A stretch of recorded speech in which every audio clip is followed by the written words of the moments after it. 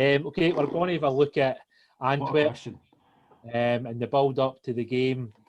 So I would do a wee bit of investigatory work. Not very much, to be fair, but I mean, it's enough to probably get us through. They're currently sitting second in the Belgian league. 14 wins, 5 draws and 8 defeats. They're quite a bit behind Bruges, who I think are like 13 points clear at the top of the table. Anybody who obviously watches the Europa League might have seen Antwerp finishing second in Group J behind Spurs.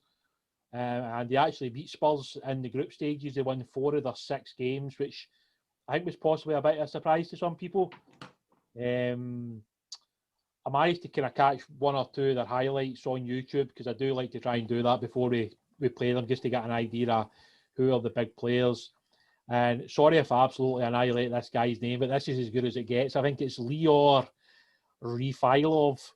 He's an Israeli international, kind of plays as a number 10 almost, it looks like. He seems to be the star attraction from what I can see. Very good technically, can score goals, can create goals. Seems to be a mainstay in that starting 11. Their main 2 strikers are Embo Kane, who I think looks as though he could be struggling for the first leg with injury. I think he's got 8 goals this season. And then Lam Kel Zeh, who I believe was the guy that decided that he wanted out in January. So he purchased himself an Anderlecht shirt and tried to roll up to training to get a transfer. I'm not so sure that would be a great idea if you were a Rangers player to roll up with an Aberdeen or a Celtic shirt to training. So any Rangers players listening, probably not a good idea to do that, guys. It looks as though he is suspended for the first leg. So I was kind of trying to look at who they might play up front. There's a couple of options, but those 2 guys do seem to be the main attackers that they have. Their last 5 home games in Europe's a bit up and down.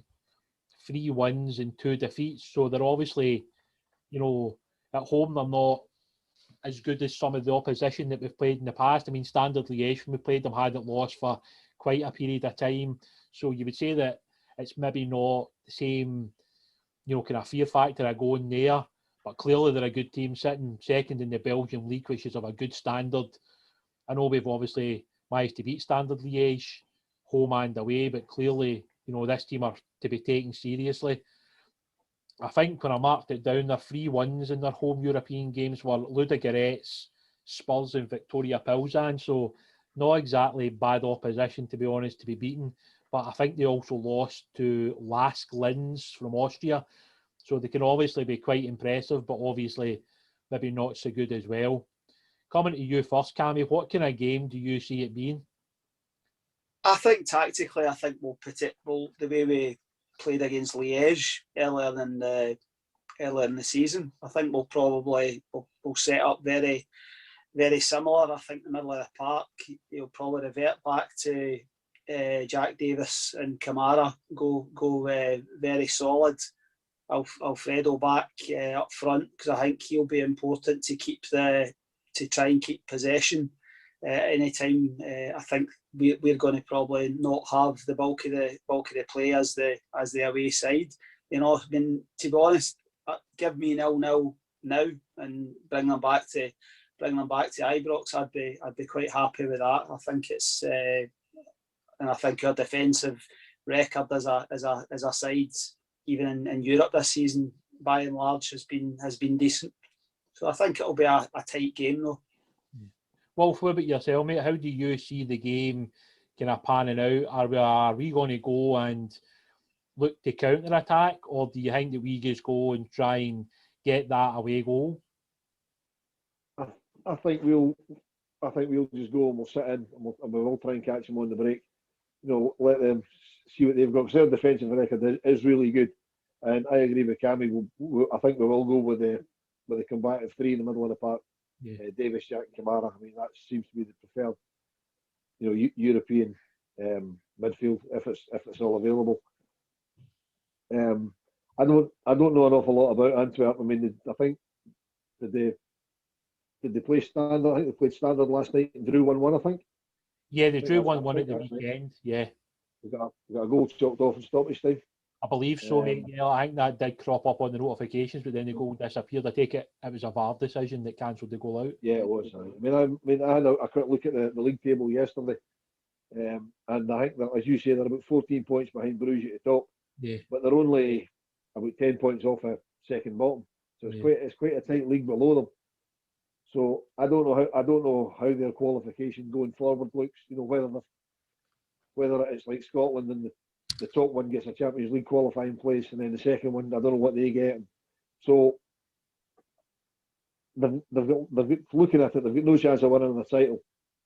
So they're going to want to finish second, but I don't know how difficult that's going to be for them. So they might decide that the league's more important than Europe, or they might decide to have a crack at Europe because the league's gone. Yeah. I don't know how they'll address it, but I do expect them to come and have a go and try and get a lead to take to Glasgow. Yeah, I mean, I had a bit of a look. I think Belgium are sitting ninth, if I'm correct, in the standings. So I don't know if that means that the top automatically goes straight into the Champions League, and then the second goes. It will do. Yeah.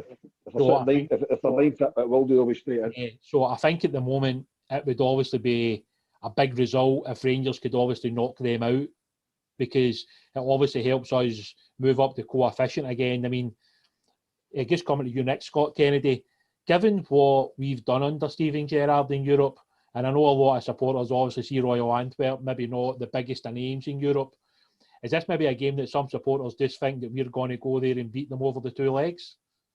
I don't think any supporters at that stage just yet. I think, yes, there's an expectation that we hopefully will get through, but I don't think anyone's taking it for granted. Looking at Royal Antwerp, they are a dangerous side.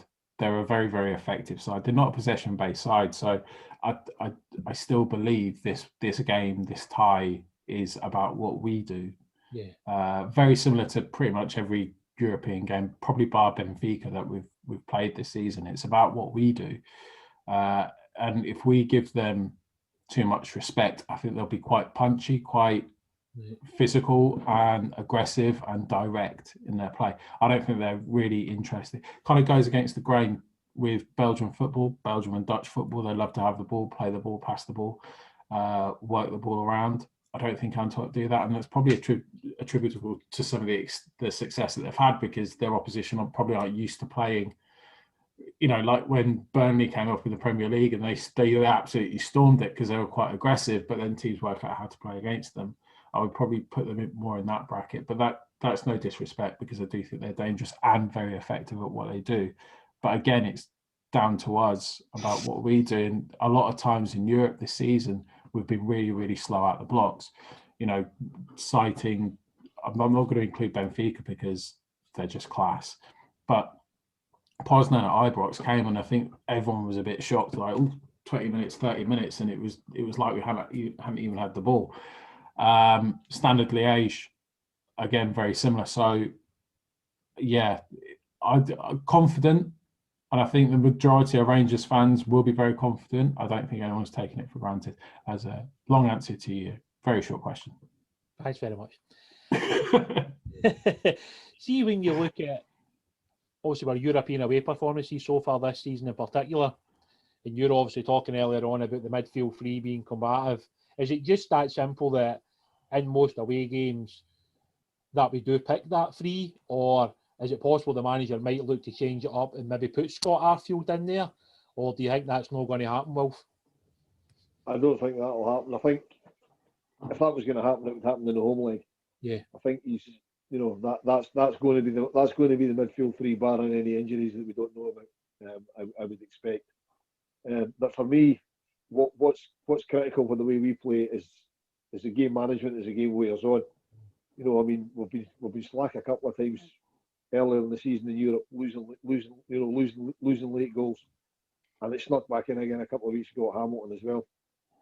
You know, I mean, whatever the way the results looking with 5 or 10 minutes ago, we really just have to look after the ball and make sure that they don't get a chance. Because when I'm a great believer that every club will always get a chance in the last 5 or 10 minutes. We just need to make sure they don't get that chance, particularly if the result is favourable towards us. You know, it just worries me that the game management hasn't been the best. Whether that's because they take their eye off it, thinking the job's done or not, I don't really know. No, I think that's fair, mate. I think when you lose the goal like we did against Hamilton, we obviously lost some late goals to Benfica as well. I think it's a fair point to bring it up, and it is something I'm sure the manager's looking at.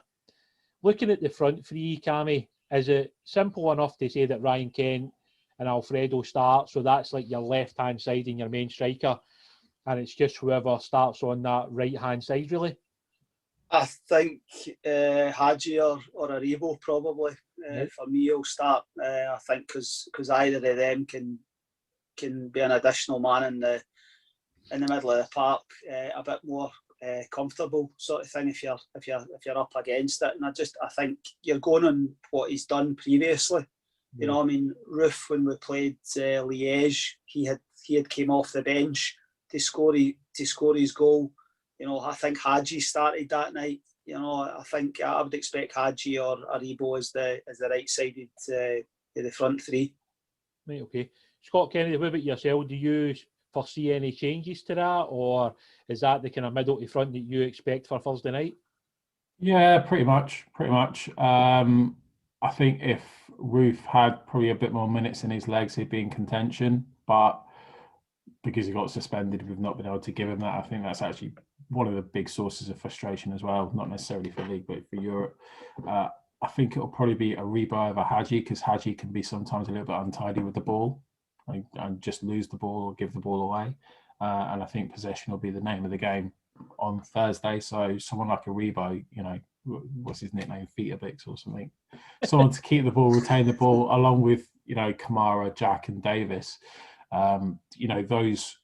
Those four players could easily turn into like a central four as well and retain the ball in that area. And obviously you've got Morelos, who just does what he does. He's just a buffalo. He just knocks people over and scores goals. And then Kent, he's just works his absolute socks off, and he is very unlucky. He hasn't had the rewards this season that his endeavours deserve. I think the team pretty much picks itself, barring centre-backs or centre-back. Yeah. I think that's the only question mark really for me. Yeah, well, I think that's fair. I mean that was going to be my next question to Cammy. That is it. Up there. Oh, I like it. Is it just because of Europe that we play Helander, or is there an argument that because Balogun played the last game that he plays on Thursday night again? It's one of those positions. I just don't think you can guess for game to game. You know, I mean, I think the manager's been very clear in saying that the two players need managed. You know, I think obviously Highlanders had his injuries. He had COVID earlier in the season. Balogun, so I think he's obviously, there's maybe a choice if it's an attacker with a bit of pace that you're coming up against. That might. It depends what their attackers play like. As I say, I don't know a great deal about Antwerp. You've obviously done your scouting, but I'm no. It'll be a flip of the coin. I couldn't say either way who's going to start. Wolf, is it one of those ones where the manager looks at Thursday, Andy looks at Sunday, and sees maybe which defender suits Dundee United better, and then it's obviously the other one plays on Thursday night? Is it just that simple, or is there more to it from the manager's point of view? No, I think there's more. I think there's more to it. I think you'll not even be looking at who's going to be playing on Sunday. As Cammy says, depending on what sort of main strikers are going to be up against, whether if it's a speed merchant or if it's a guy that's not a speed merchant, if it's a more physical type of guy, that'll probably dictate who comes in. But I'm comfortable with either of the two of them play. Right. No, I mean, I feel the same way. I think, the two of them have did well next to Goldson. And I think the biggest part of the whole thing is that Goldson's there. As long as Goldson's there seems to be a certain degree of we'll be okay because Connacht had such a good season. Right, just to round it up, the best part of the pod, every time we get to ask it, Wolf, how many goals are we going to score? On Thursday? Yes. 2. Ooh. Right, Cammy, what do you think the final score will be? Because you can say that the opposition will score, because Wolf will never admit it.